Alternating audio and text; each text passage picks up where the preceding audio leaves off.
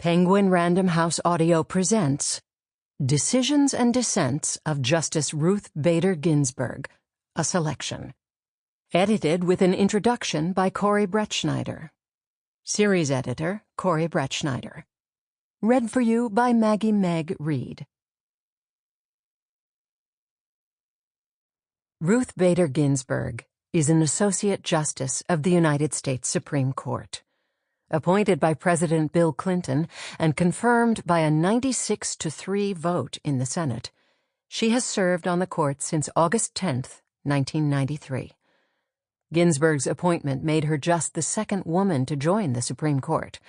Previously, Ginsburg had served as a judge on the United States Court of Appeals for the District of Columbia and was the founder of the Women's Rights Project at the American Civil Liberties Union, the founding faculty advisor of the Women's Rights Law Reporter, and a professor of law at Rutgers Law School and Columbia Law School.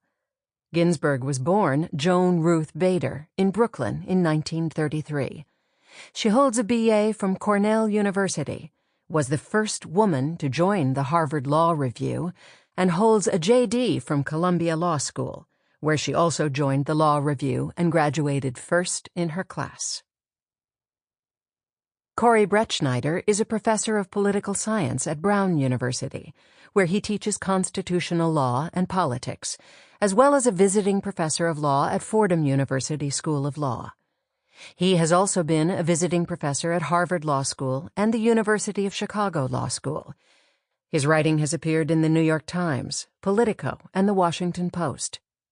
He is the author of The Oath and the Office, a guide to the Constitution for future presidents, 2 books about constitutional law and civil liberties, and numerous articles published in academic journals and law reviews.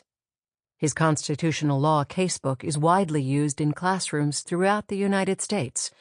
Brettschneider holds a Ph.D. in politics from Princeton University and a J.D. from Stanford Law School. Series Introduction.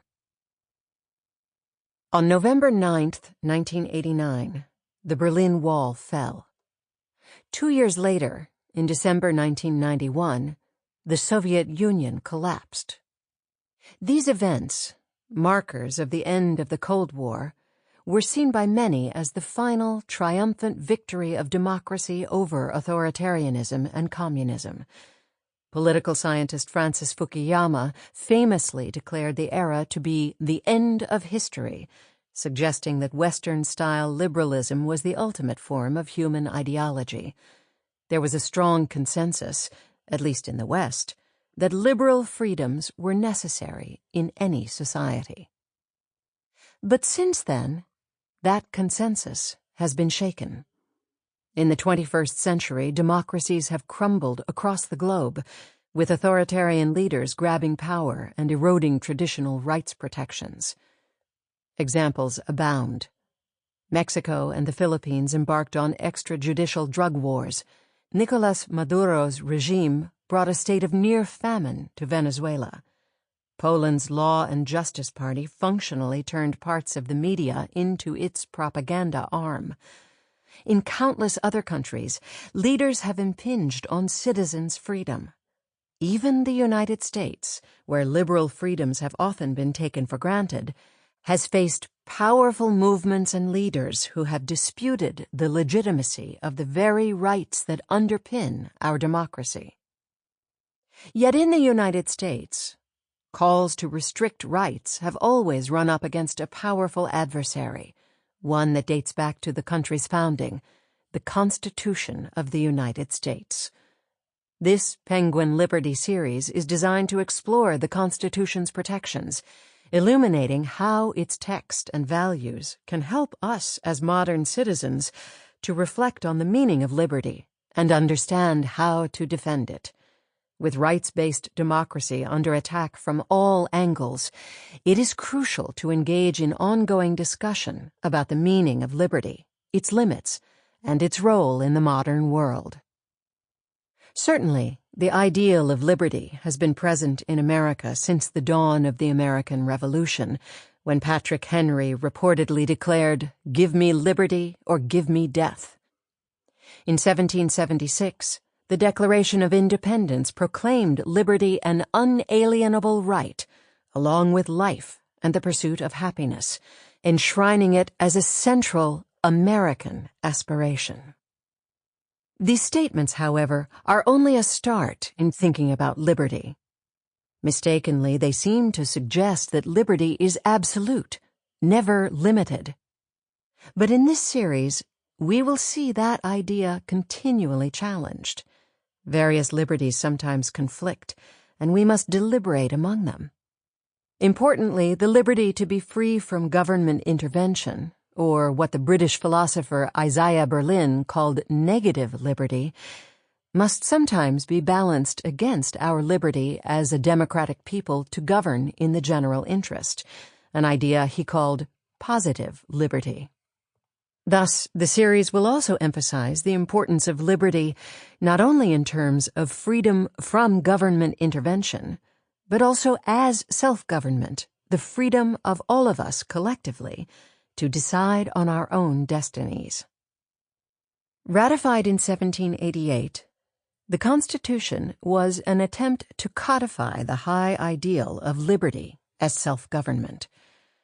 Through intense debate at the Constitutional Convention, a document was forged that limited government power and gave people a say in how they were to be governed. Its goal was to secure the blessings of liberty to ourselves and our posterity. Still, many Americans were not convinced the Constitution went far enough in protecting their individual freedom from government coercion, what Berlin would call negative liberty. Although the push for a Bill of Rights failed at the Constitutional Convention, the first Congress ratified one in 1791. These first 10 amendments to the Constitution focused largely on securing individual liberties.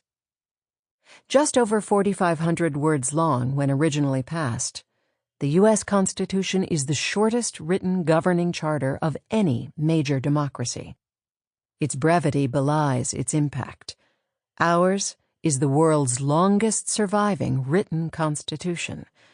Some scholars estimate that at one time as many as 160 other nations based their constitution at least in part on the U.S. Constitution.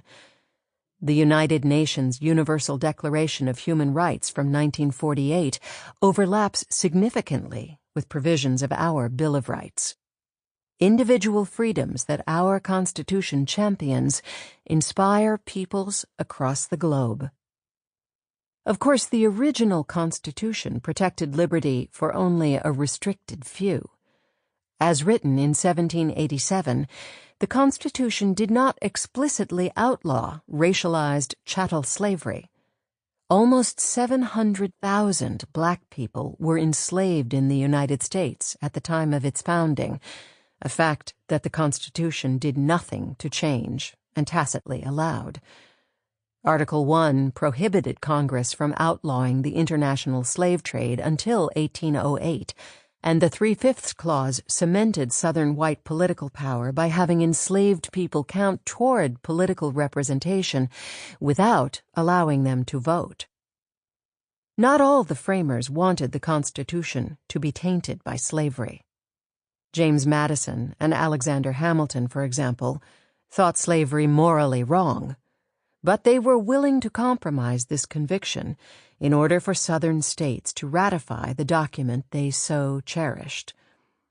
Thus was born America's original sin, a legally sanctioned system of racial oppression that persisted formally until the Civil War. Only after an estimated more than 600,000 Americans gave their lives in that bloody conflict was the Constitution amended to outlaw slavery, guarantee equal protection of the laws, and establish that race could deny no citizen access to the franchise. Enslaved Americans were not the only ones left out of the original Constitution's promise of liberty. Women were guaranteed no formal rights under the Constitution, and they were deprived of equal political status until 1920, when suffragists finally succeeded in amending the Constitution to guarantee women the vote. In the founding era, the vote in many states Sample complete. Ready to continue?